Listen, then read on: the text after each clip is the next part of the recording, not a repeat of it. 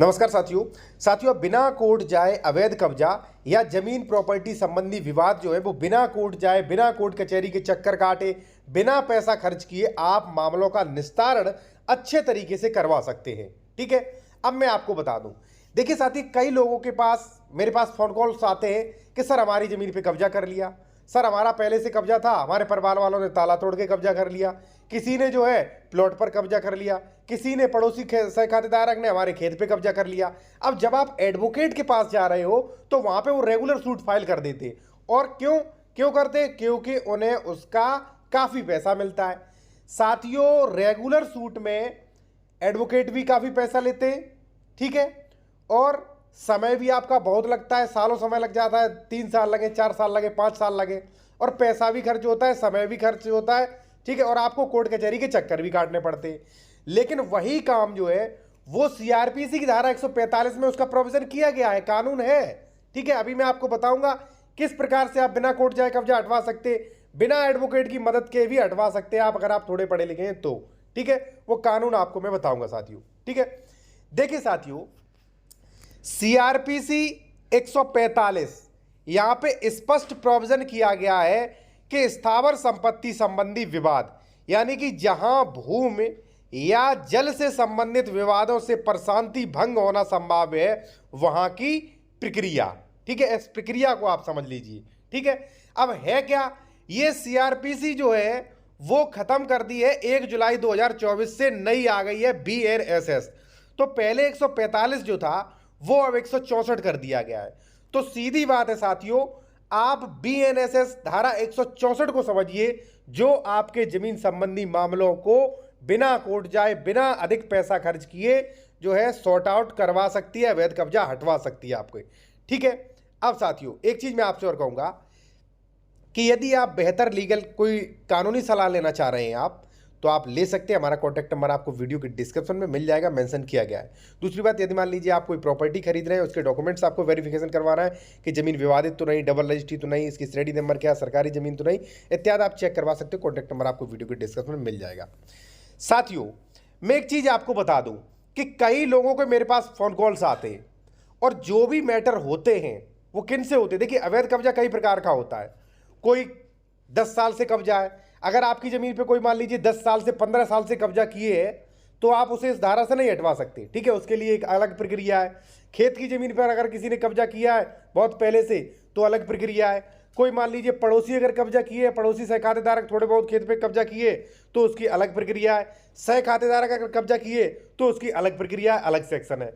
ठीक है, सेक्शन में भी आपको बता दूं, सेक्शन 24 है, सेक्शन 134 है, और the specific relief act section 6 है, ये जो बीएनएसएस का सेक्शन 164 है, तमाम सेक्शन है। अब जो सही डिसीजन है, सही डिसीजन जो है वो आपके एडवोकेट को लेना होता है। अगर आप जानकार हैं तो आप भी ले सकते हैं, और उस सही डिसीजन से आपका कब्जा जल्दी हट जाएगा। अब साथियों, मान लीजिए जो 164 जो है वो प्रोविजन क्या कर रहा है, उसके बारे में जान लेते हैं। बहुत ही विस्तार आसान भाषा में आपको समझाएंगे साथियों। ठीक है, देखिए, प्रक्रिया, जहां भूमि या पानी से संबंधित विवाद से शांति भंग होने की संभावना हो। ठीक है, देखिए भूमि, यहां पे भूमि आ गई, यानी कि आपका जमीन संबंधी विवाद है। ठीक है, तो इसके अंतर्गत आ सकता है। अब जब भी कोई कार्यकारी, यानी कि एग्जीक्यूटिव मजिस्ट्रेट, यहां पे जुडिशियल मजिस्ट्रेट नहीं है, एग्जीक्यूटिव मजिस्ट्रेट है, यानी कि जो आपके तहसीलदार है, डीएम है, एडीएम है, एसडीएम है, ठीक है ना, तो ये जो है जल्दी कार्रवाई करते हैं। ठीक है जी, या किसी पुलिस अधिकारी की रिपोर्ट या अन्य जानकारी से संतुष्ट होता है कि उसके स्थानीय क्षेत्राधिकार के भीतर भूमि या पानी या उसकी सीमाओं के संबंध में शांति भंग होने की संभावना है, यानी कि बड़ा विवाद हो सकता है, कोई लड़ाई झगड़ा हो सकता है, ठीक है, या विवाद ऐसा मान लीजिए मौजूद है, तो वह लिखित रूप से एक आदेश देगा जिसमें उसके संतुष्ट होने का आधार बताया जाएगा। ऐसे विवाद के संबंधित पक्षों से अपेक्षा की जाएगी कि वे एक निर्दिष्ट तिथि, यानी कि एक दिनांक को, समय पर व्यक्तिगत रूप से या खुद आ सकते या वकील के माध्यम से उसके न्यायालय में उपस्थित हों और अपने संबंधित लिखित बयान दें। ठीक है, विवाद के विषय में वास्तविक कब्जे के तथ्य के संबंध में दावा करें। अब देखिए होता क्या है यहाँ पे कि कौन कौन से मैटर आ जाएंगे। ठीक है साथियों, जैसे मान लीजिए साथियों आपने कोई प्लॉट खरीदा है, ठीक है ना, आपका कब्जा भी है उस पर। अब मान लीजिए कोई व्यक्ति आके बिना कोर्ट के आदेश के आपको जबरन वहां से धकेल रहा है, विवाद कर रहा है कि भागो, मान लीजिए गुंडों को दबंगों को लेके आता है, आपको हटाता है, भगाता है, तो ये 164 काम आएगी, क्योंकि यहाँ पे शांति भंग हो रही है, यहाँ पे एसडीएम एक्शन ले सकता है। ठीक है, और फिर आपका कब्जा वगैरह भी है। ठीक है, पहली चीज। दूसरा, कोई आपको चेतावनी दे के गया है, ठीक है, मान लीजिए आपने प्लॉट खरीदा है, या मान लीजिए आपका घर बना है, या मान लीजिए कोई जमीन है, कोई चेतावनी दे के गया है दबंग के फलानी तारीख तक आप कब्जा खाली कर देना, नहीं आए तो गोलियां चलेंगी, यहाँ पर लड़ाई झगड़ा होगा, तो ऐसी कंडीशन में भी 164 यहाँ पे अप्लाई होगी। अब इससे फायदा देखिए कैसे होगा। देखिए साथियों, मान लीजिए कोई गाटा संख्या है, गाटा संख्या 6, उसमें आपने प्लॉट खरीदा, आपने कब्जा ले लिया। ठीक है, अब प्लॉट 6 में हमारा भी मान लीजिए सह खातेदार हूं। अब मैं आपसे विवाद कर रहा हूं, आपको वहां से जबरन मान लीजिए गुंडों की दबंगों की मदद से आपको जबरन खदेड़ फेंक दिया वहां से, और मैंने कब्जा कर लिया। अब देखा जाए साथियों तो गलत है। गलत इसलिए है कि भाई आपका कब्जा था, आपने रजिस्ट्री कराई, और उसमें हमारा भी है, तो हमें जो है कोर्ट की सहायता लेनी चाहिए। यानी कि सेक्शन 24 है उसके लिए, सेक्शन 134 है, सेक्शन 6 है, कई सेक्शन है, हमें आप कोर्ट में जाना चाहिए। लेकिन मैं कोर्ट में गया नहीं, कोर्ट में नहीं न जाके मैंने दबंगई से आपको वहां से खदेड़ दिया, तो वहां पे जो है धारा 164 काम आएगी। और वहां पे मजिस्ट्रेट से ये भी कहा है कि भाई जिसका 2 महीने से कब्जा हो, यानी कि पहले से कब्जा हो, उसे मजिस्ट्रेट कब्जा दिलाएगा। ठीक है, और दूसरा व्यक्ति जो है कोर्ट में जाए, कोर्ट से ऑर्डर करवा के लाए, फिर अपना कब्जा ले ले।